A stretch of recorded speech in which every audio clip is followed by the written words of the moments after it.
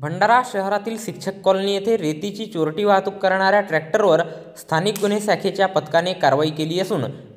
आरोपींच्या ताब्यातून 5,06,400 रुपयांचा मुद्देमाल जप्त करण्यात आला आहे। या प्रकरणी 2 आरोपींवर भंडारा पोलिसात गुन्हा दाखल करण्यात आला आहे। स्थानिक गुन्हे शाखा भंडारा येथील पोलीस हवालदार राऊत हे भंडारा शहरातील शिक्षक कॉलनी येथे दिनांक 11 जानेवारी रोजी दुपारी 1:30 वाजता दरम्यान पोलीस स्टॉपसह पेट्रोलिंग करीत असताना आरोपी शिशुपाल शिंदे वय 35 वर्षे राहणार बोरगाव खुर्द या ट्रॅक्टर चालकाने आरोपी ट्रॅक्टर मालक सोहेल पटेल वय 30 वर्षे राहणार भंडारा यांच्या सांगण्यावरून त्याच्या ताब्यातील स्वराज कंपनीच्या ट्रॅक्टर क्रमांक MH33